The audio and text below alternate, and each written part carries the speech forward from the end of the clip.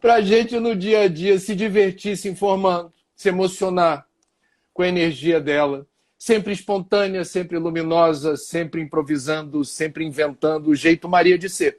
E esse jeito Maria de ser agora tem a sua versão literária.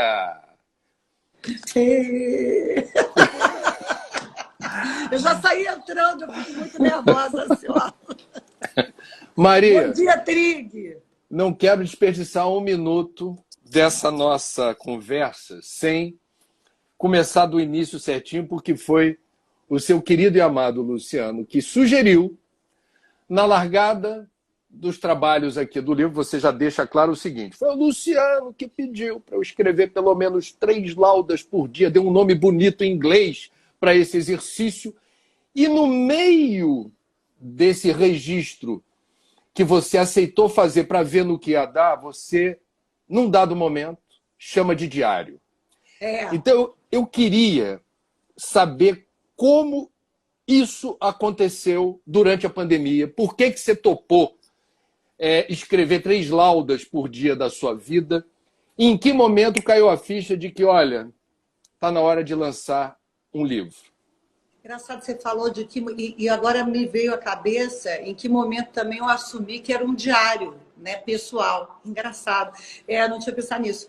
Bom, quando eu resolvi que ia virar livro foi o seguinte. Realmente, por que eu comecei a escrever? Esse desafio o Luciano já fazia, ele já tinha proposto para a filha dele, para a minha enteada querida Bia, e para a Ana, minha filha. A Bia está mais devagar até hoje. Também a Bia lê muito. A Bia não para de ler, é uma coisa.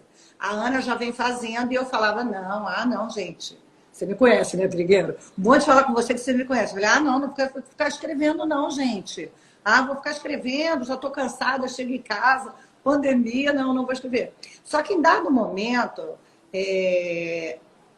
eu falei assim, eu estou precisando fazer alguma coisa. Eu sabia que eu precisava fazer alguma catarse. Eu fiquei muito impressionada com a questão da pandemia. Você sabe que a gente fala muito nisso. E eu tenho muita preocupação também, não só internamente como externamente, de tentar buscar alegria, de tentar buscar algo positivo, não ficar só na coisa ruim. Então eu falei, gente, eu estou precisando escrever.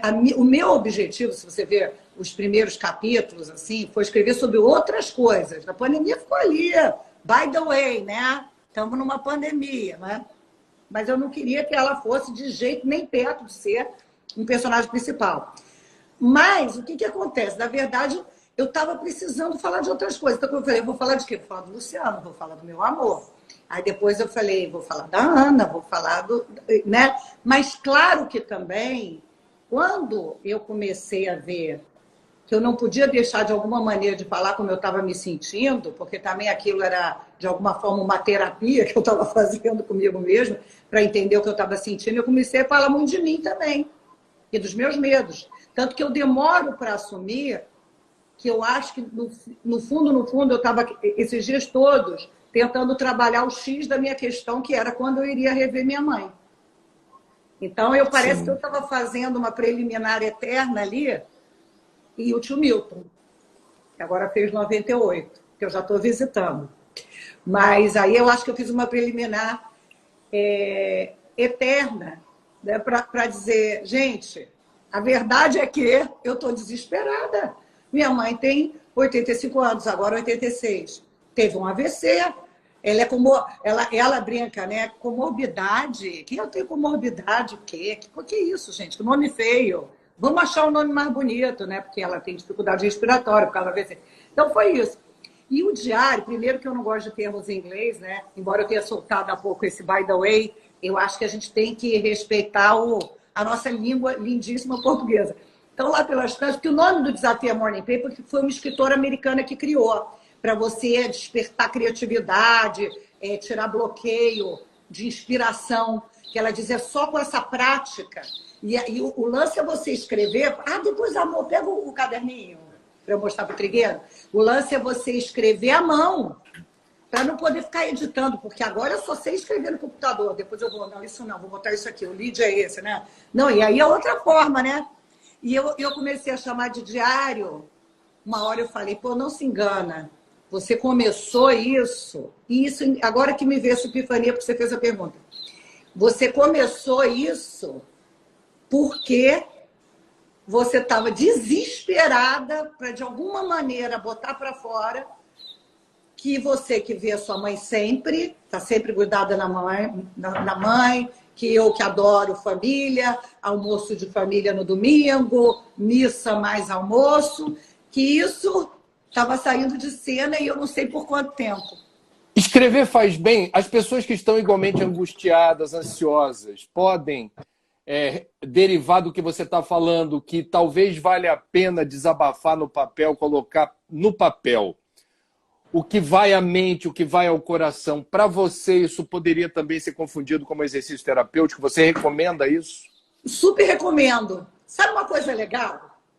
Primeiro que faz bem mesmo. No momento que você escreve aquilo ali, ganha, você é como se você... Sabe aquelas coisas que você tem medo de falar para o analista? Você sabe que você tem que falar do problema X, mas você fica lá disfarçando, mas você sabe. Quando você escreve, tem uma hora que a coisa sai. E quando sai e se realiza, você tem mais força de resolver. Então, a primeira coisa, você escreve, você começa a ter um exercício de autoconhecimento incrível, porque você para pensar. É quando eu rezo. Quando eu rezo, é o momento que eu paro para pensar. Ah, meu Deus, olha só, eu estou preocupada com isso, desculpa, vacilei nisso, me senti mal de ter feito isso, entendeu? Quero melhorar naquilo. É o momento de que você joga aquilo, porque tem chance daquilo ficar assim, ó. Então, o exercício literário te ajuda a te conhecer, que é básico. Sabe outra coisa que é legal, Trigueiro? Que como eu escrevi, eu pude ver, e às vezes a gente perde na correria do dia, eu pude ver perfeitamente quando eu comecei a melhorar, quando eu comecei a encontrar meu caminho de cura. Olha. Você lê. E eu só reli quando eu achei que aquilo podia ser um livro que não respondia a sua pergunta. Alguém tinha falado de João Baldo Ribeiro, uma amiga. E aí eu falei, eu escrevi, engraçado você falar de João Baldo Ribeiro, que eu escrevi sobre João Baldo Ribeiro hoje. Ela falou, escreveu aonde? Eu falei, não, é num caderninho que eu tenho em casa. Aí ela falou, deixa eu ver. Aí ela falou, Mariazinha. Sim, eu sou Mariazinha, minha mãe é a Maria Grande. Mariazinha, isso é uma crônica. Gente, todo mundo fala para você escrever um livro. Será que não dá para virar um livro? Aí eu comecei a reler. E quando eu comecei a reler, falei, gente, que interessante, olha, eu estou melhorando. Eu estava bem chateada aqui. Estava difícil aqui, deu para ver. Eu estou lendo. Entendi meu mood. Mostra o livro na sua matéria-prima que está em suas mãos. O livro é esse daí, né? Na sua versão esse original. É o meu caderninho, né? Aqui está o primeiro. Aqui está o primeiro capítulo. E o engraçado é que no começo eu sempre tive muita dificuldade a vida inteira de dar títulos para matéria. Seja sucinta, Maria, como, né? Maria sucinta não trafegam no mesmo universo. Então, uma coisa que mudou, eu acho que no livro, é que eu tinha sempre dúvida sobre como eu queria chamar essa página. Então, assim, o do Luciano era Colo Absoluto ou A Virtude do Cotidiano. Virou Colo Absoluto. O Virtude do Cotidiano virou o outro capítulo. Fantasma da... não, virou um terceiro. O da Ana era Fantasma da Ópera ou Choro Bom. Virou Choro Bom. Então, assim, teve coisas assim que eu fui mudando. E olha, gente, é bem eu, você que me conhece. Primeiro, isso aqui é a Maria organizada, tá? Isso aqui é a Maria, cara. Isso aqui é a Maria. E você vê que eu não fazia nem parágrafo. É um negócio de você jogar para fora, Trigueiro, sem raciocinar, sem parar. É interessante, porque aí as coisas escapam. Aí depois eu começo a ficar caótica, perceba. Aí foi um dia caótico. Então, esse é o caderninho. Esse é o caderninho. Então, meu diário. É o seu primeiro livro, e aí você, como todo livro que é autoral, que reporta seus sentimentos, pensamentos, impressões, você revela o seu lado familiar, místico, profissional, você mesma disse, seus medos. E aí eu já queria também engatar com algo que eu particularmente acompanhei na sua trajetória, e que faz com que eu tenha uma profunda admiração por você, entre outras questões, que é como você logo se percebeu fora da moldura clássica de apresentadora de televisão. E você mesmo no livro, se não me engano, chega a dizer que pediu demissão 11 vezes. No mínimo 10, cara. No mínimo. Não é exagero de Maria, porque Maria exagera. E a gente que conviveu muito acompanhava, assim, quer dizer, essa sua dificuldade de descobrir um caminho. Quer dizer, não é que eu não goste de televisão, mas eu não consigo me ver na televisão. Exatamente. Eu queria entender o seguinte: em que momento desse processo entram Hebe Camargo e Ronan Soares? Olha, a Hebe foi o seguinte, não sei se você lembra, você deve lembrar que no começo da Globo News, a gente não existia, né, esse aparato tecnológico, nós recebíamos e-mails. E os e-mails, no começo da Globo News, pelo menos no primeiro ano, eram públicos. E vinha assim, gente, o que é essa Maria Beltrão? Nossa, o que essa mulher? Ela tem que parar de gesticular. Nossa, ela é péssima. Nossa, ela gagueja. E eu era muito insegura. É uma pessoa, hoje em dia, foi uma coisa que eu tive que tratar com calma. Eu levava tudo para o lado pessoal. Ao invés de falar assim, não, ok, esse é um problema, vou lá, vou lutar, vou melhorar. Que depois foi uma qualidade que eu fui adquirindo. Consegui pegar a crítica, não, aqui, menino, eu sofria demais. Eu falava, gente, não, e assim, desde o começo, quando eu apareci na televisão a primeira vez, eu disse assim, gente, as minhas amigas vão achar isso ridículo. Quantas pessoas já devem ter sentido essa sensação? Eu aposto que muitas. Gente, aí de repente aquela menina que é daquele contexto que está lá na televisão e botava uma maquiagem muito forte, né, gente, para a gente parecer mais velha. Tanto que tem gente que diz que a gente está parecendo mais novo hoje, né, querida? Eu estava aquela maquiagem. Menina, eu me senti uma farsa. Eu não me reconhecia. E como eu tentava parecer aquele apresentador tradicional, que à época não havia improviso, era leia o TP, leia bem, leia de maneira precisa, aí eu achava aquilo ali estranhíssimo para mim. Então, e assim, nós tínhamos chefes bastante duros, até porque eles estavam muito preocupados com essa proposta da Globo News de trazer jovens talentos. Eu tinha acabado de sair da faculdade, eu saí da faculdade e fui para a Globo News. Você já tinha experiência, eu não, zero. E aí, de trazer novos talentos, isso virou um fardo para aqueles chefes, que já tinham muita experiência, estavam acostumados com o modo TV Globo de ser, também estavam aprendendo a fazer o tal modo Globo News, então eles eram duros. Fato é que eles eram muito duros com a gente.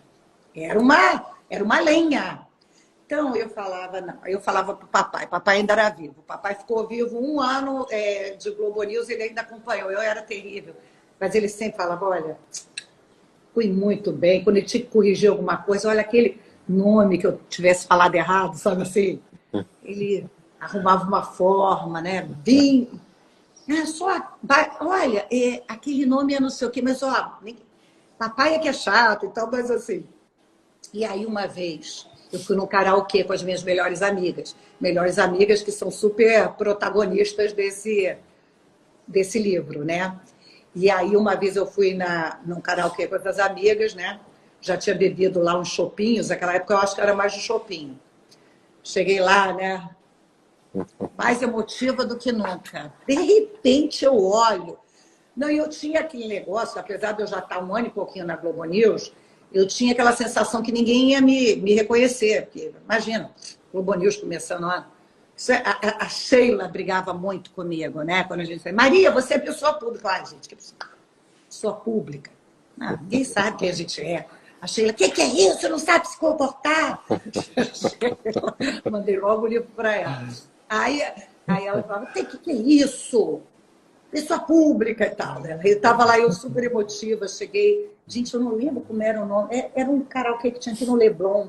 Eu acho que era aquele People Down. Acho que era People Down. Acho, que eu sou ruim nisso.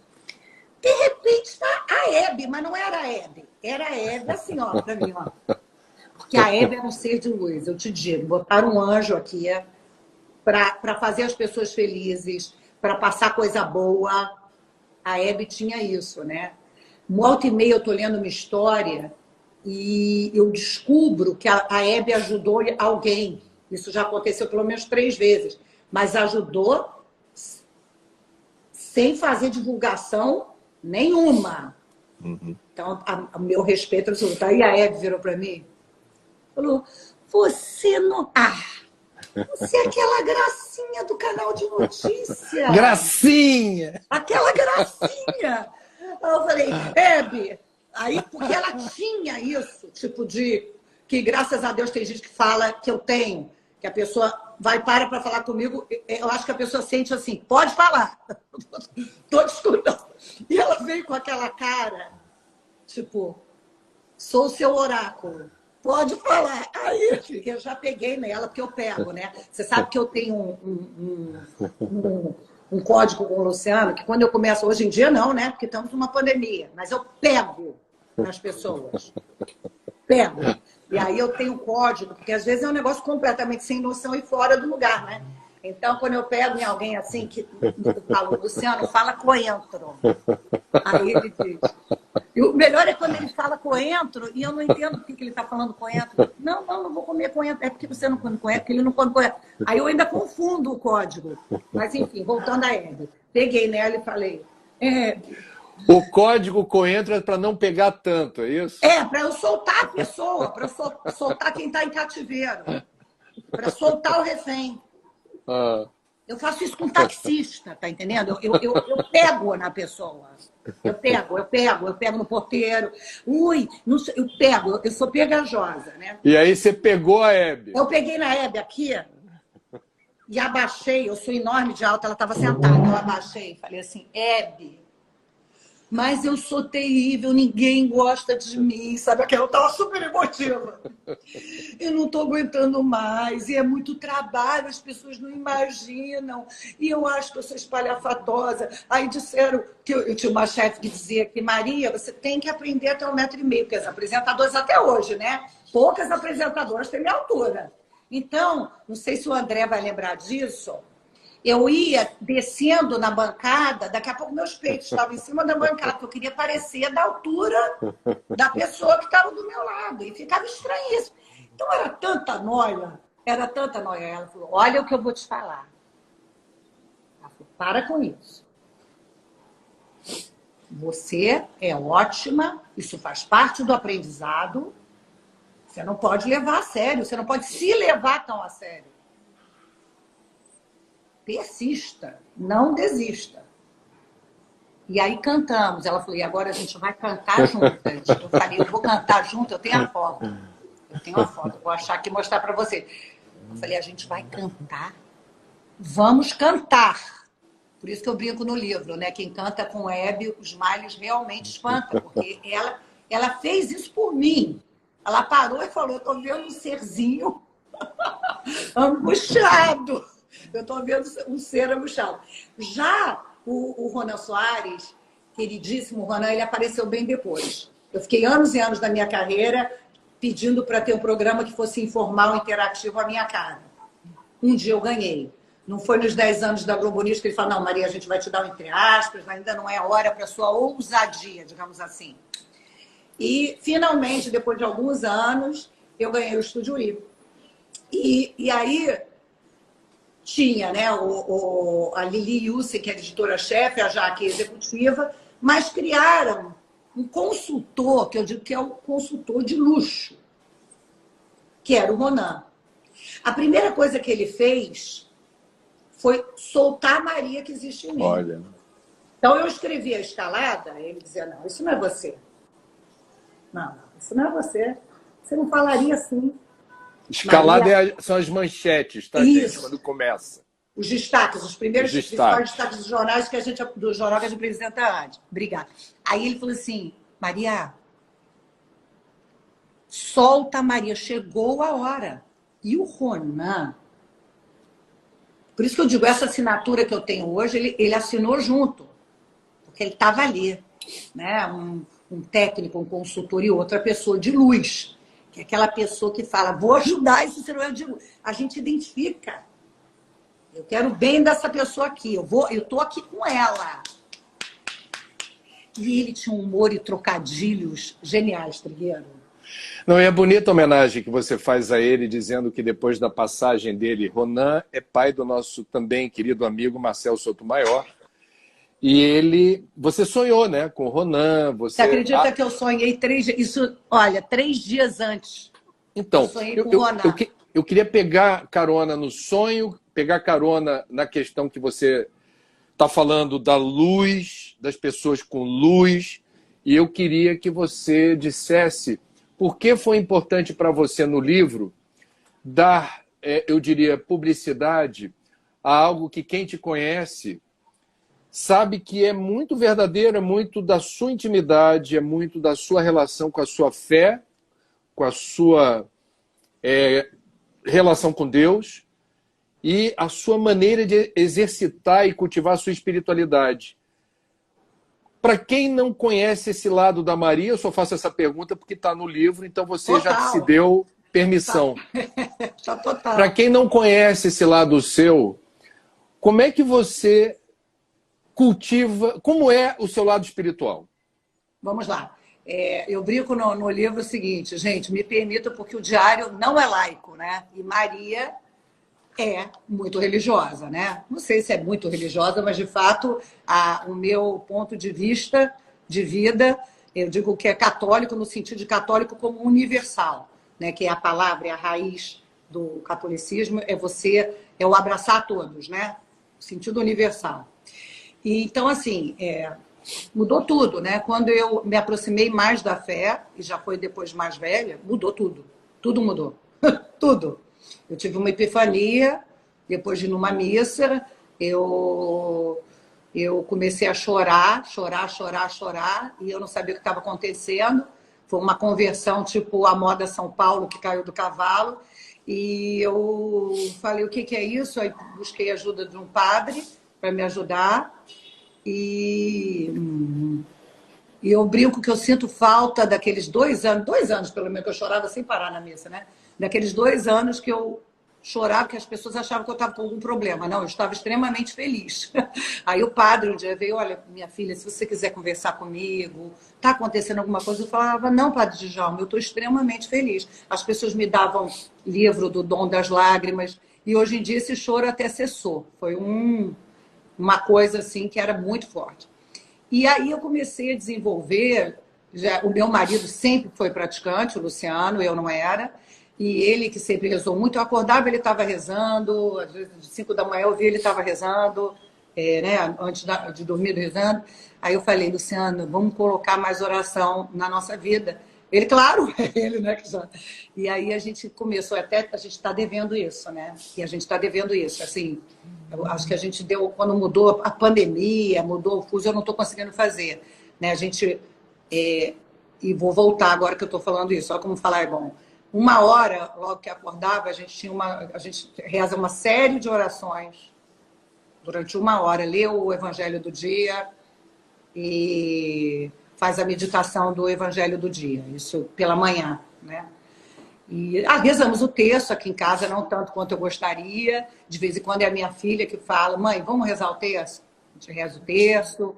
E é muito bom também que eu tenho um grupo de oração, na verdade tem 2. Tem um que eu participo que é em São Paulo, que eu não consigo acompanhar, mas quando tem assim eventos solidários para ajudar instituições, aí eu estou presente. E tem o grupo realmente que eu criei aqui no Rio, que é de oração, então a gente sempre escreve uma coisinha, olha, tem um amigo meu que está doente, vamos rezar, e às vezes a gente já até fala, Pai nosso, que estás no céu, santificado seja o vosso nome, e a gente vai rezando. O meu modo de pensar a vida é espiritual, né? Eu até esqueci de pedir. Uma coisa que eu faço muito, esqueci de fazer antes da sua live, vou pedir agora. Eu já falo, anjo da guarda, vem ficar pertinho de mim, me ajudar a conversar, falar as coisas corretas, falar as coisas certas, né? E eu sempre peço ajuda ao meu anjo da guarda, sempre rezamos pelo anjo da guarda aqui, sempre fazemos a bênção dos alimentos. Senhor, dê pão a quem tem fome, e fome e sede de justiça aos que têm pão. Abençoe os nossos alimentos. Muito obrigada pelo dia de hoje. Geralmente a gente faz no jantar. E aí a minha filha fala, obrigada que hoje isso aconteceu. Eu falo, muito obrigada que hoje eu perdi meio quilo. E aí a gente vai agradecendo as coisas e agora. E eu tenho as reuniões que eu ainda não retomei por causa da pandemia, uma vez por mês, tem uma reunião aqui em casa com um grupo de oração, sendo que todos são bem-vindos, independente da religião. É um grupo do bem, é um grupo para conversar, é um grupo de troca, em que eu falo de um tema, né? Geralmente ou eu, ou uma amiga minha, a Paula Serman, traz um tema para discussão, ou um fato histórico. Às vezes falam, Maria, qual é a história de São Francisco? Da onde surgiu São Francisco? Que foi? Quem foi?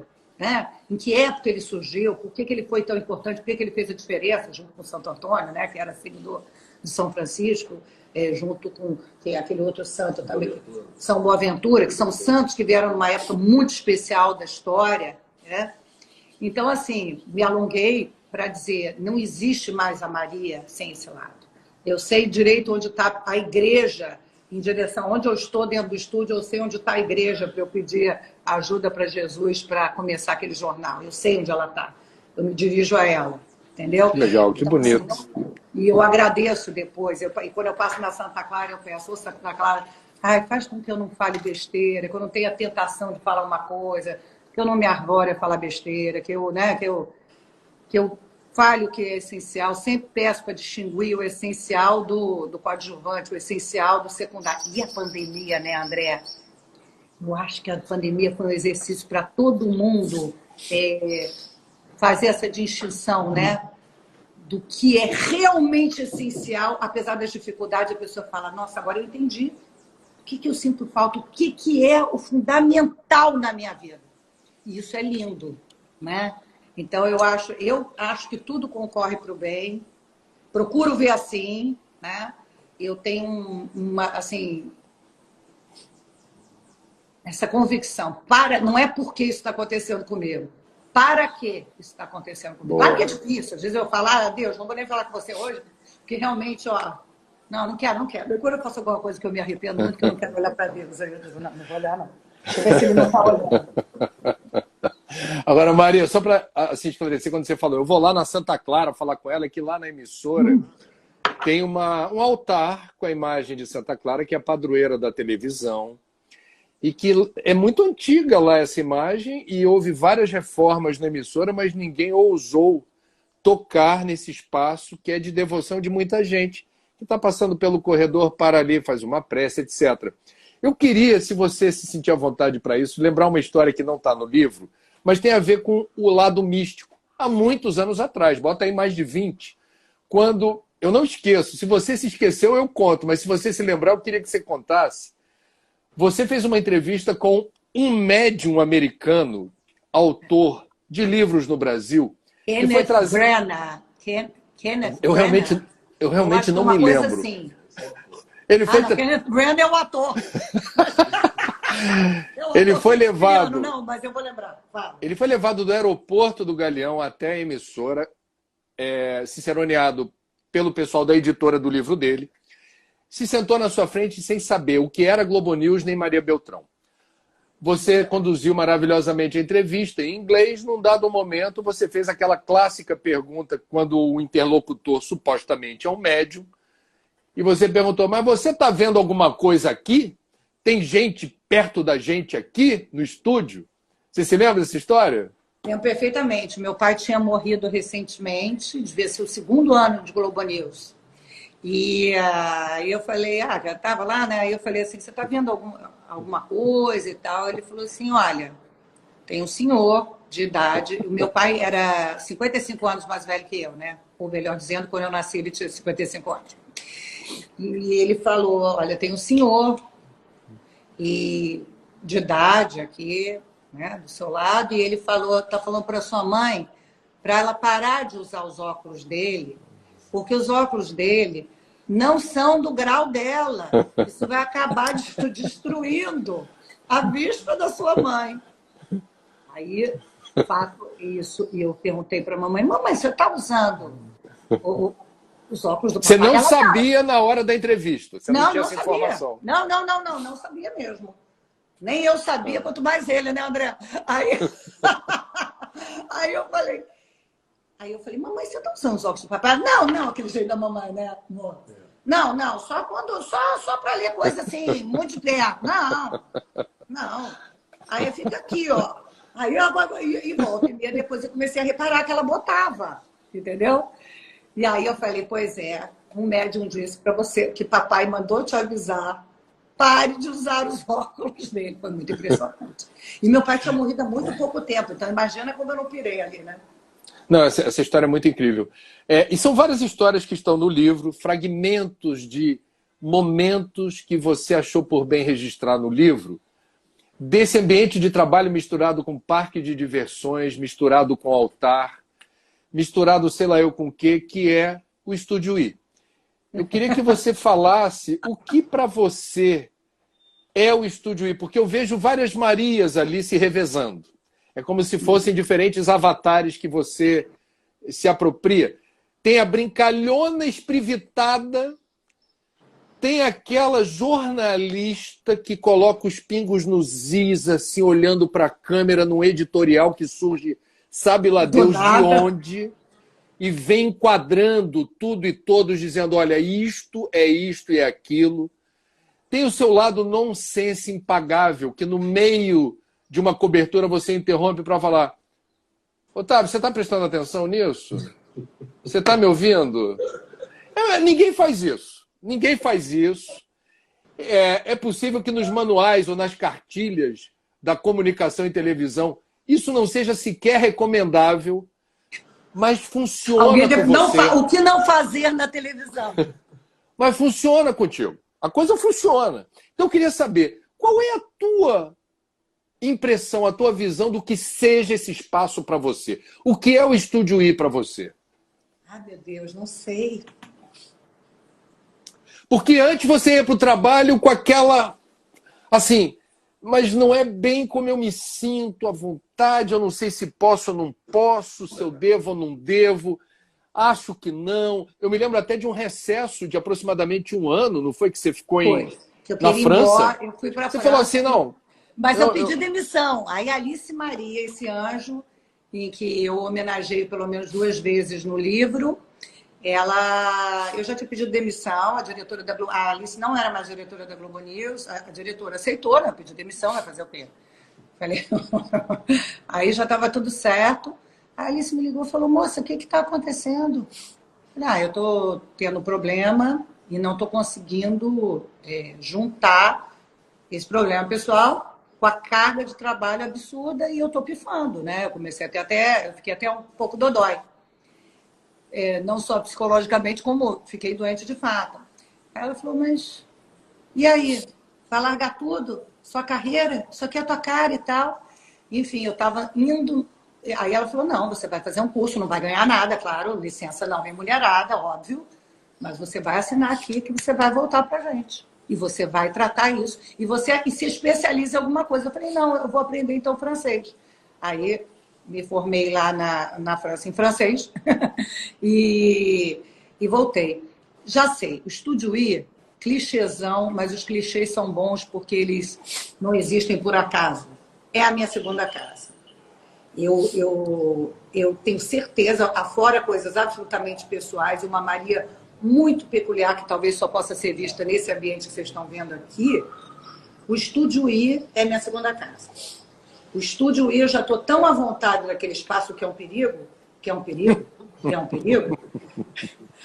Um dia, eu acho que foi a Mariana Gross, falou assim, Maria, eu falei uma coisa típica Maria, levei uma lavada, e ela falou assim, não, mas é tipo Maria Beltrão. Eu falei, não, Maria Beltrão...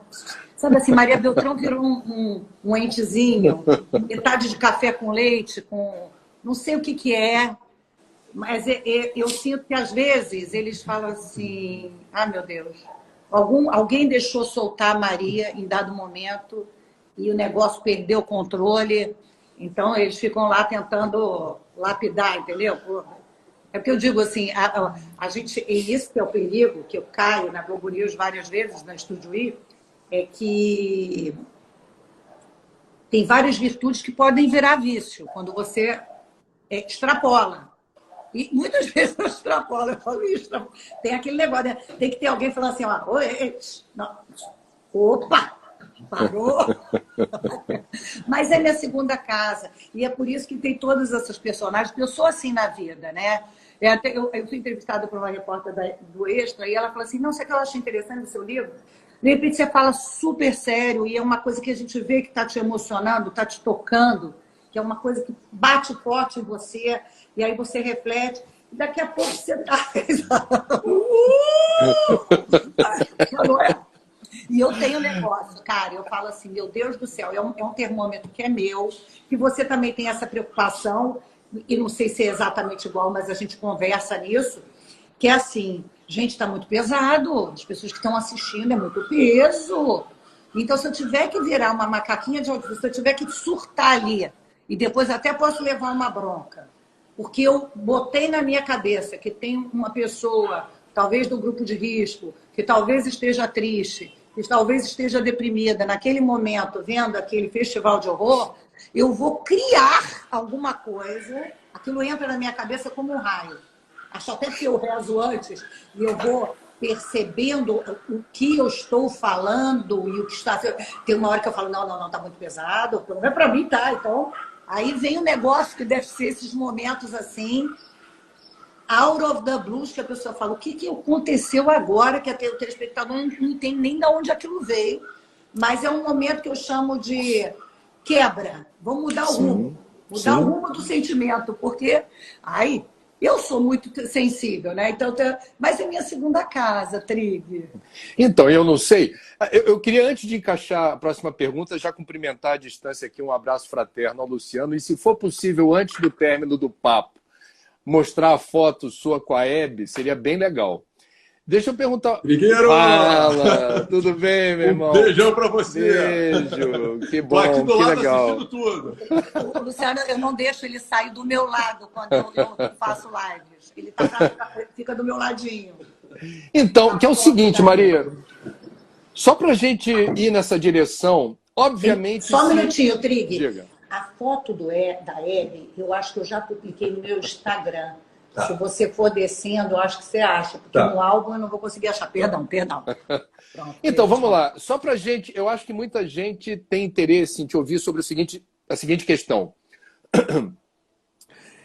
Você, apesar de tudo que você disse, que sai fora das cartilhas e do jeito que se aprendeu a fazer televisão, a apresentar programa, se não tivesse dando audiência, se não tivesse a empatia do público, e se você não tivesse a resposta que você tem das pessoas que lhe dão esse retorno, quer dizer, você conquistou uma aura, não só de credibilidade, mas de afabilidade. As pessoas gostam de você, né? E isso, misturado ao noticiário heavy metal, quer dizer, uma coisa que a gente não vê por aí. Eu não conheço outro programa onde isso flua e se desenrole da forma como acontece, e não dá para roteirizar isso, porque ou é espontâneo, ou é uma coisa que surge realmente do nada, como você diz, ou fica fake, ou força-se a barra. Então, assim, qual é o retorno, né, que você tem das pessoas nesse componente assim do eu fico bem informada ou bem informado com a Maria, mas tem um molho ou tem um jeito que faz bem. É possível conciliar ou você acha que isso, hipoteticamente, não se recomenda porque, para dar certo, roteirizado é encrenca?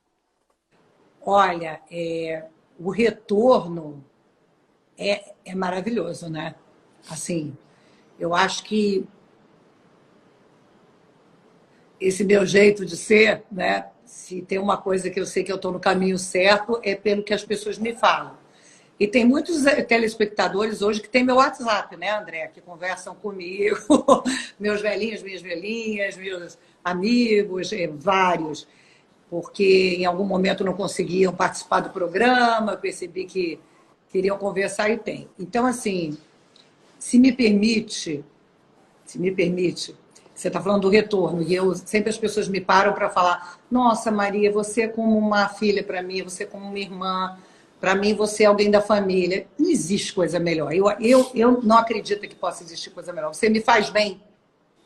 E assim, uma coisa que esse livro está me trazendo, deixa eu falar a gente inventou a seguinte promoção. Quem comprar o livro até o dia 29, que é a live oficial de lançamento, até o dia 29, no site da editora Máquina de Livros. O nome da editora é Máquina de Livros. Tem um cupom lá que você põe assim, autógrafo. Quem comprar o livro até o dia 29 vai ganhar a dedicatória. Não é só assinatura, não. É a dedicatória. É a assinatura. Frete grátis. Frete grátis. Para todo o Brasil. E na live de lançamento eu vou citar a pessoa, ô, fulano, eu estou aqui com o seu livro. Ó, é o seu livro que está aqui. Tá.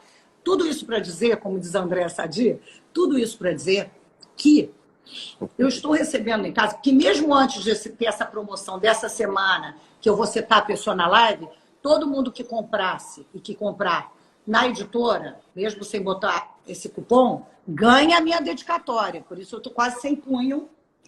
Ganha. Te prepara, filha. Te prepara. Não. Então já vem chegando aqui em casa, mesmo do cupom de citar na live, os livros para dedicatória. André, e a pessoa tem um espaço que ela manda um recado para mim. Já chorei de emoção. Pessoas de cidades que eu nunca ouvi falar, de todos os estados do Brasil, posso estar exagerando muito, mas vários estados do Brasil, de cidadezinhas, que você olha no Google Maps, onde é, papapá, que me adoram, que, Maria, você me faz bem, pelo amor de Deus, mamãe, a mamãe fica feliz. Aí eu digo, gente, é um jornal, Rádio News, a mãe dela, a mãezinha dela, de 85 anos, fica feliz quando te vê. Tem os bebezinhos que gostam de mim, as crianças, que é um capítulo do livro.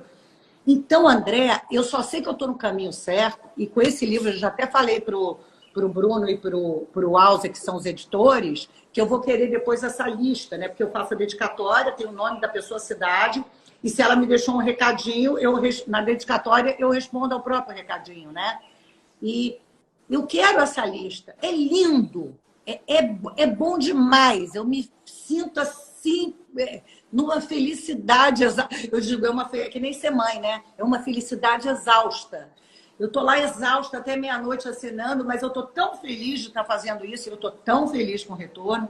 Por isso que eu digo, gente, eu sou pessoa pública e eu adoro retorno, eu adoro separado, eu adoro que fale comigo. Eu sou totalmente acessível. Eu não tenho esse problema. Eu adoro. Raríssimas exceções, claro, se eu estou com problema, se eu estou resolvendo problema, se alguém me incomodar, sei lá, que horas, mas assim, eu adoro. Então, assim, não sei se eu respondi a sua pergunta, que eu sou tão prolixa, que eu queria falar do livro, da promoção. Máquina de Livros, compre no site Máquina de Livros, ganha autógrafo e citação.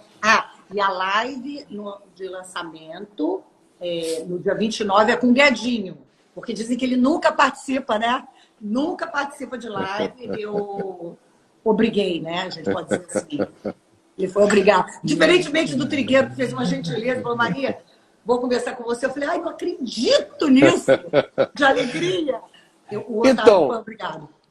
Qual é a sua expectativa? Quer dizer, quando você lança um livro, obviamente, você está entregando para o universo o resultado de uma consagração de tempo e energia num trabalho que foi revisado, quer dizer, imagino que antes do lançamento, você, Luciano, os editores, todo mundo, opa, vamos ver no que deu isso daqui. Com base nos conteúdos que você reuniu no seu livro, o que você imagina que ele vai causar, que efeitos, que consequências você gostaria que o livro tivesse? Tem uma coisa, eu acabo pegando sempre emprestadas as declarações de outros, né? Mas são os outros que estão lendo. Teve uma coisa que também essa repórter do Extra falou, que ela falou assim, Maria, tem uma coisa interessante nesse livro. Primeiro, que a gente reconhece você o tempo inteiro. Essa é a Maria. Essa é a Maria que eu conheço. Essa Maria está falando de si como fala no Estúdio E. Mas, ao mesmo tempo, a pessoa se surpreende com você. Então, eu acho que realmente é um passo a mais que se dá. Por exemplo, esse negócio da fé. Muita gente fala, Maria, não sabia que você tinha essa fé toda. E aí as pessoas que têm muita fé, e eu ouso dizer, o Trigueiro, que às vezes eu percebo em algumas pessoas até uma certa vergonha, se me permite, de ter fé, de parecer menos inteligente ou menos racional, ou da fé ser alguma coisa que só cabe para quem passa muita dificuldade, como se fosse uma desculpa para acreditar. A pessoa mais humilde, que tem a verdadeira humildade, não questiona. Mas a gente que, né, que não é tão humilde assim, tal, já fica assim com certo senão para falar de si, da sua fé. Né?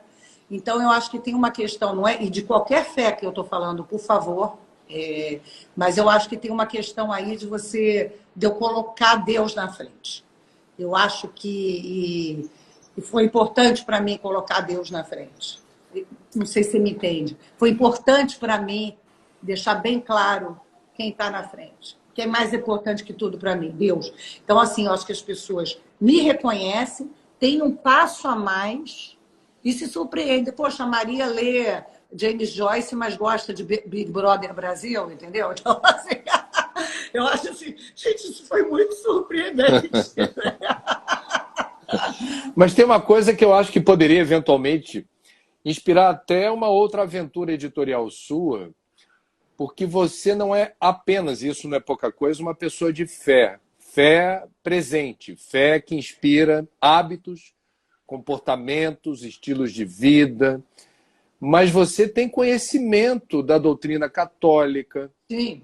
Outro dia a gente estava conversando fora do ar, eu estava perguntando, você estava contando a história das orientações que dentro da igreja alguns sacerdotes ou não, né, pessoas escolhidas pela igreja têm a função de dar orientação e prestar esclarecimento. Diretor espiritual, isso. É o que eu tenho. E eu achei isso tão curioso e na resposta que você me deu, você demonstrou ter um conhecimento tão profundo, eu diria, das rotinas e das formas com que a igreja ampara e socorre. Mas realmente eu penso que você poderia, de repente, prestar atenção na riqueza do compartilhamento da sua experiência mística, sem a pretensão de fazer proselitismo, mas assim, você ter algo a dizer. Eu não vou usar a expressão que é mal empregar, lugar de fala. A Djamila Ribeiro já falou, não é bem assim. Mas, de fato, você tem a fé norteando seus caminhos. Você sabe, você falou isso rico. agora. Você falou isso agora, e assim, se é um projeto que eu gostaria de fazer, mas ainda teria que pesquisar muito, muito mais e me aprofundar, são sobre os milagres eucarísticos, né? O milagre da Santa Hóstia, que são espetaculares. Até um menino de 15 anos que vai virar, eu creio o primeiro santo youtuber, né, da história, porque ele morreu não faz muito tempo, já virou beato. Ele era um menino lindo, que nos escritos você vê que ele tinha certeza que a passagem dele estava próxima, digamos assim. E ele passou a breve vida dele só visitando o lugar em que houve milagre eucarístico. Eu tenho vontade de falar, já que você está falando da questão católica, né? O que diferencia a questão católica? Né? A Santa Hóstia não é como se fosse Cristo, é Cristo sacramentado. Ali está o corpo e o sangue de Cristo. Né? É o milagre da transubstanciação. Então, eu achei tão interessante. O padre Jorjão é um padre muito simpático. Muito simpático, muito afável. Um dia, na hora da consagração, este é o corpo de Cristo. Alguém riu lá atrás, amigo, ele com Cristo na mão. Então, ele ali virou outra pessoa. E aí você vê quando o sacerdote vem, ele ficou sério, acabou de fazer a consagração, e no final da missa ele deu uma lavada. E ele conta uma história interessante. Quando o Papa Francisco não era Papa, era bispo lá de Buenos Aires, encontraram como é que foi esse milagre? O Papa Francisco ele foi uma das testemunhas da igreja de um milagre que aconteceu numa igreja de Buenos Aires. Eu não sei se alguém tinha lançado, porque se você deixa cair, assim, falando desse ritual, né? O ministro ou o padre tem que ver você colocando a Santa Hóstia, porque infelizmente tem muita gente que pega a Santa Hóstia, porque quem tem noção de Deus tem noção do outro lado, que é terrível. Então, tem gente que usa a Santa Hóstia para fazer coisas que não devia, né? E tirar ela daquele ambiente sacro. Então, você tem que ver a pessoa... Tem uma história também lá no convento de São Bento, né? Lá no mosteiro de São Bento, que estava lá aqueles monges, né? Todos tranquilos e tal. E aí eles perceberam que o homem fingiu que ia comungar e foi saindo. Aí um mongezinho foi atrás dele na porta e falou, devolva! E o monge era aquele mongezinho mais, né? Aquela coisa mais... E o cara ficou nervoso e engoliu. Mas, assim, para entender o peso. Então, porque eu lembro, e só para terminar, me chamou muita atenção que as pessoas na escola, obviamente, não têm essa obrigação de saber, né? Jornalística. Ninguém entendia direito quando a Notre Dame pegou fogo, que teve o tal bombeiro que fazia parte da igreja, que foi lá dentro salvar o Santíssimo Sacramento. As pessoas falavam, mas o que é isso? É a relíquia? Não, tinha relíquia também. Mas o que ele foi salvar primeiro? Jesus sacramentado. As hóstias que já foram consagradas. E as pessoas não entendiam. Então, eu achava, não era graça, mas eu achava interessante. Não, salvaram a relíquia da cruz, não sei o quê, e salvaram o Santíssimo, não entendiam. Né? E fizeram uma entrevista com ele, e ele falou assim... E ele foi lá o quê? Abriu o sacrário no meio do fogo para salvar Jesus. Para quem não tem a tradição católica, fala, gente, que loucura a Maria está falando, que coisa assim, que coisa sem lógica que ela está dizendo, mas foi exatamente isso. Ele falou, não queria ver Jesus, uma pessoa que eu amo, pegando fogo. Não, eu vim salvar Jesus. Então, o que ele foi fazer ali, muito antes de relíquia, muito antes ele foi salvar Jesus. Então, assim, quando você vai à igreja, falando aí na coisa da experiência sempre católica, né? E com respeito a todas as outras, óbvio. Quando você vai à igreja, a primeira coisa que você faz é procurar o sacrário. Onde está com a luzinha acesa, você dobra o joelho, põe o joelho direito no chão. E você só dobra o joelho direito para Deus. Né? Jesus, Deus Pai, Filho e Deus Espírito Santo. E você vai ao sacrário. Quando você vai para a igreja e que não tem missa, é para você se ajoelhar diante do sacrário. Eu fico perdidinha que tem igrejas que o sacrário não é claro. Então, porque eu estou ali para conversar com Jesus. Cadê Jesus? Eu procuro Jesus e depois eu vou lá conversar.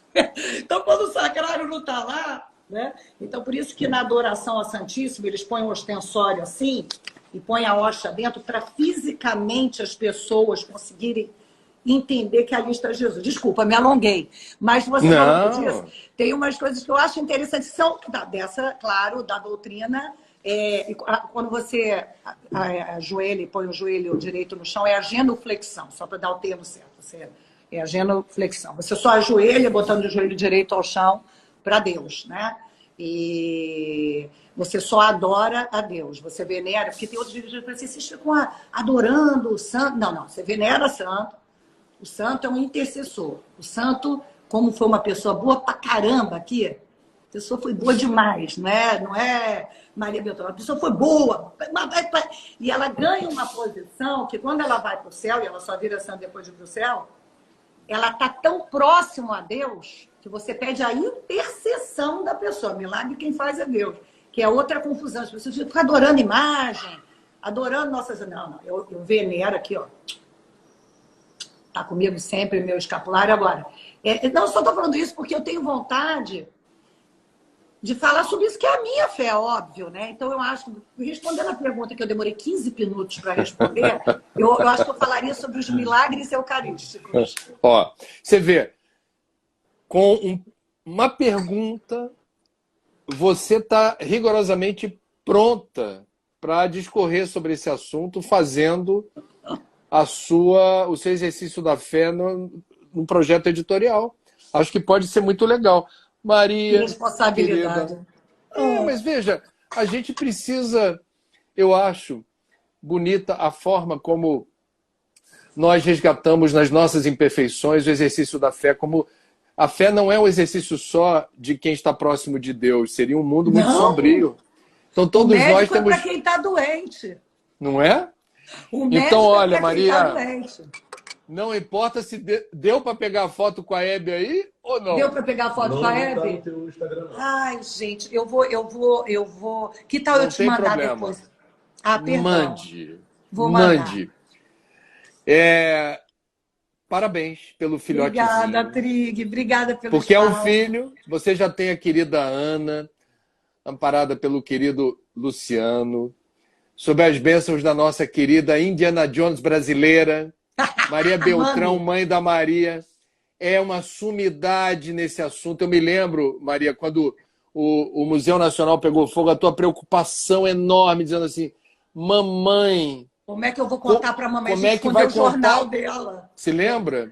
Eu me lembro, você estava assim muito preocupada, dizendo, já é uma notícia aterradora para todos. Para minha mãe, que efetivamente contribuiu para o museu ser o que é. Os fósseis dela lá. Dela, todos e tudo. Né? O querido tio Milton, Tá ótimo. o seu amor e a sua preocupação constante em relação ao estado de saúde, se ele está bem, se ele está amparado, se ele está conseguindo ser assistido. Então tem um lado humano seu aqui que se revela epidermicamente. Parabéns, Luciano. Golaço aí, colocando Dona Maria para falar. Dele.